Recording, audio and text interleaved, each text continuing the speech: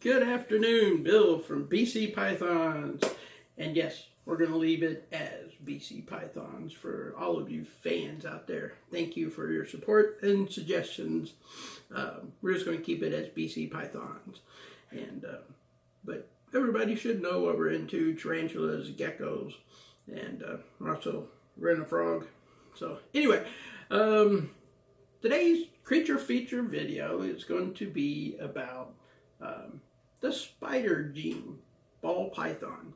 The spider ball pythons were made in like 1999 with Nerd, and I believe Freedom Breeder was also part of that. Get credit for the gene. They were the first ever genetic morph in the ball python world, from what I've read. They took a pastel jungle, bred it with a spider, and which there's no spiders in the wild, just so you know. Bred it with the pastel jungle and made a bumblebee, and that was the first ever gene combo, ball python morph that I'm told. So, like I said, spider gene is not found in the wild, and the spider gene is just incredible.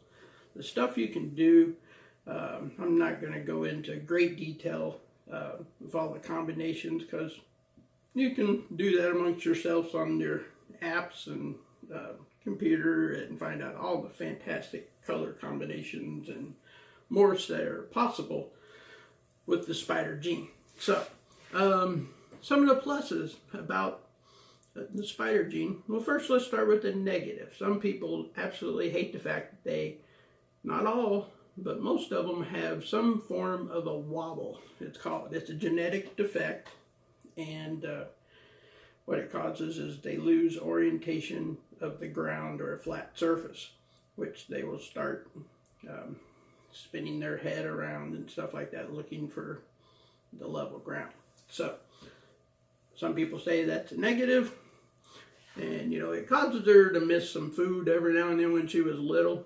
Like I said, if any of my snakes were to bite me, it was going to be Khaleesi, just out of accident, because when she was little, she really had bad aim. I had to heat it up pretty good, which is another trick for any of you spider keepers out there. If you see that your snake is missing the prey a lot, of course, this is frozen thaw. You don't want to do it with live, but take your frozen thaw after you thawed it out and heat the head up with a hair dryer. Even the body, but mainly the head. And what that will do is give her a better heat source to zero in, and it helps a lot. So, like I said, they are very aggressive feeders. They love to eat. Khaleesi would eat every other day if I would feed her that much. So, great breeders.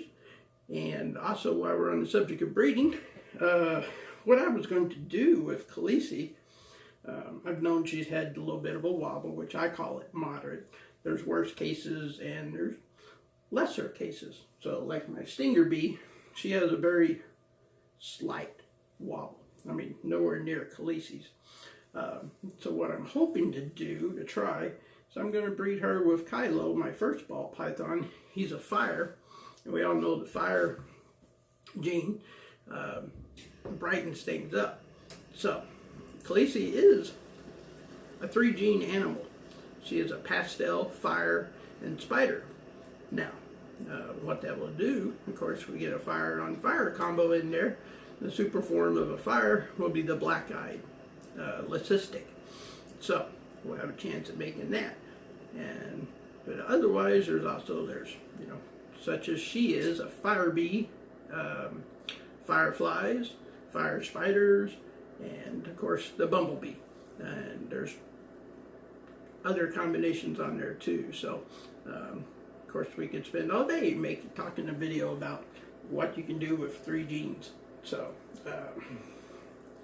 but I absolutely love spiders. There's a lot of collectors out there that don't, and there's some that do. And if you ever watch Balls to You, Gavin, he has a fantastic spider collection, and enjoys them very much like I do. So, with that being said, here's your case of the wobble for you.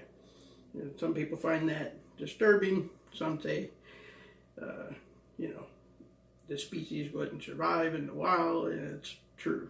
You know, all that's true, yes. But they're not in the wild.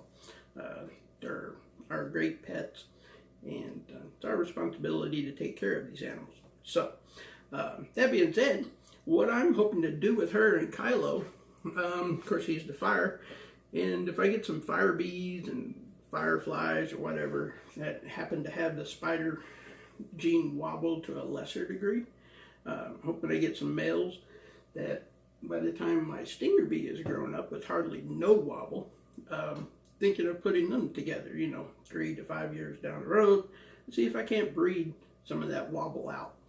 And because I just really enjoy this gene and the color combinations with, I mean, I just touched on them briefly, but you know, you can put them with pieds, make spides, and Xanthics, and we all know where you can go with Xanthics and spiders. That's some fantastic looking animals. So that's about all I want to say about the spider gene.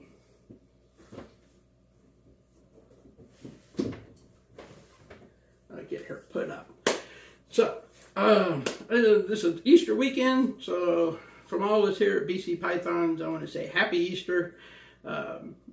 Make sure you spend it with your family and friends, and probably won't be making a video until later on the weekend. I'm going to be busy working in Chicago tomorrow night, so I won't be doing any live feeding tomorrow night, unfortunately, unless you all want me to video while I'm working and moving a unit from one building to another, or changing batteries, which you don't want to see that.